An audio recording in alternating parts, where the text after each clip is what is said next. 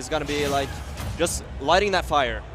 Oh, we got a good one. I was not looking at who was sitting down. Hold up. Oh, shit. I haven't seen Konga in I don't know how long, and Kree.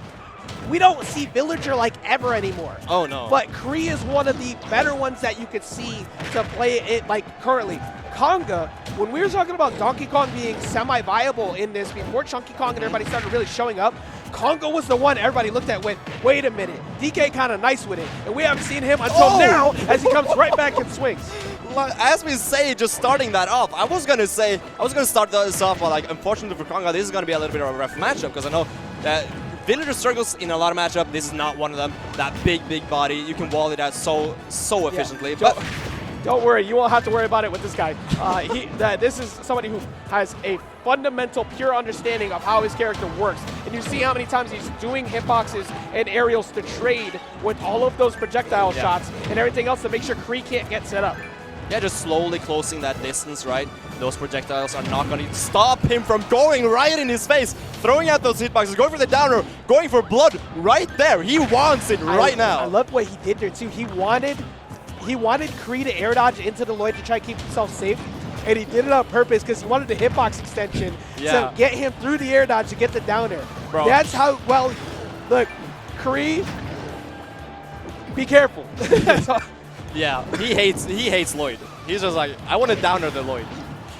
Kree is fighting for his life right now, and even his jump was already burned. Yeah, I am happy. It has been so long since I've seen Konga. We got Konga, Slushy, and Chunky Kong all in the building this weekend. Using the armor from the up B as well, going through that. It seems like he has no end of his list for answers for these projectiles. There's so much counterplay here. It seems like he knows his matchup in and out. And who knows the Villager matchup in and out? And the crazy part is, too, Kree is actually putting everything in really good spots. Yeah. These are not bad decisions that Kree is doing for his projectiles.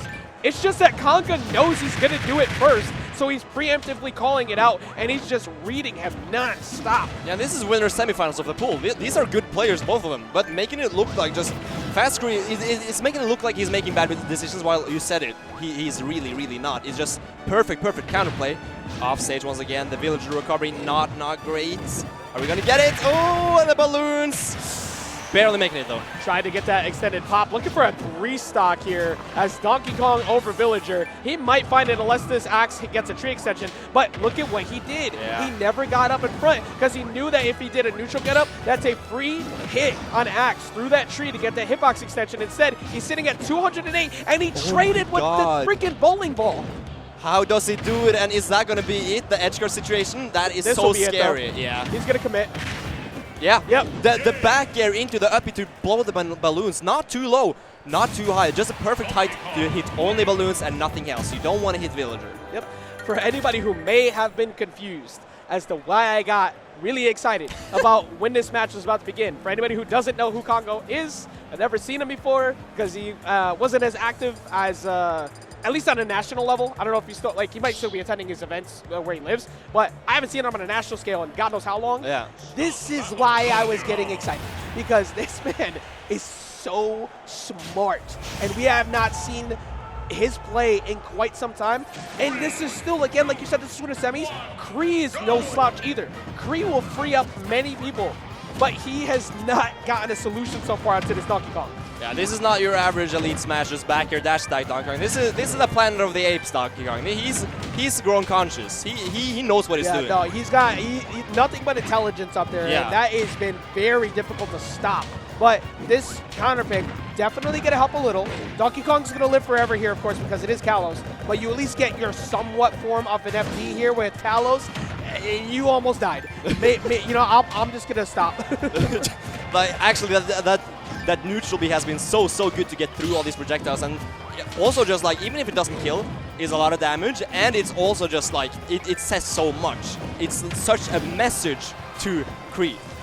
That scared the hell out of me. Yeah, you saw me freak out over here because for a second, I think he intentionally was aiming for him to go for a grab release so he could get a panic and get that free fast fall forward air on a spot dodge on the platform. Yeah. He screwed up, but if he did that, I don't really know how you make a comeback. But we're now approaching 6 minutes. 1 minute has passed, and somehow nobody's died. That's insane. Like in this matchup, in this player matchup, I mean, look, oh my god, what do you mean? How? Who does that? What the?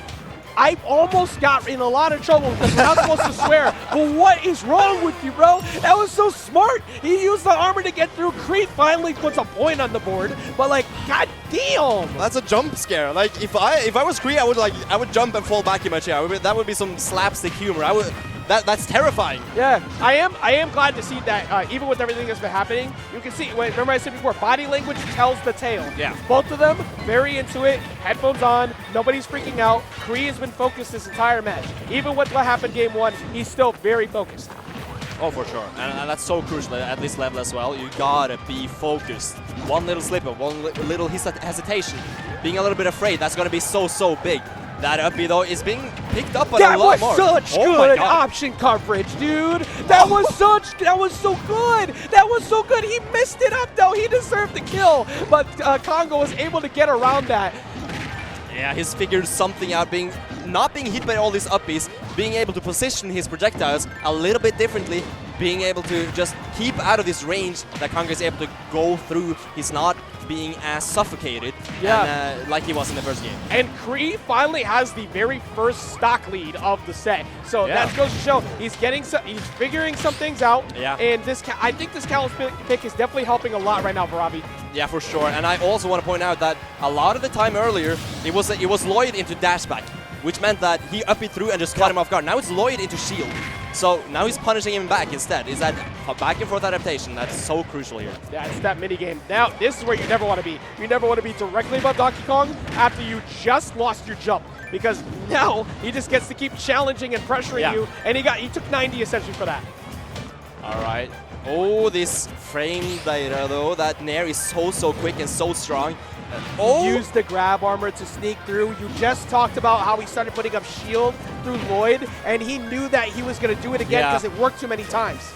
Yeah, it's basically rock, paper, scissors right now. Like you said earlier, you got to guess correctly, and they're going so back and forth. They are calling each other out. I biasly want a game 3. Like, I biasly really want a game 3.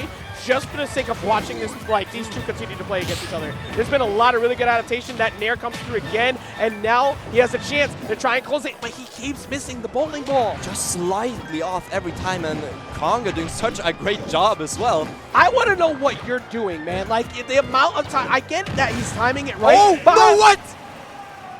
The back air? what percent was he at? What percent was he at? Someone tell me. What do you mean?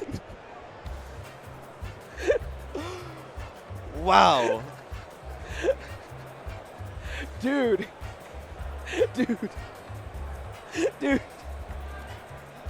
We watched the same thing, right? Yeah. People understand now. I know I do not care if I'm being called a fanboy or anything in chat. Guys, that was some good Smash.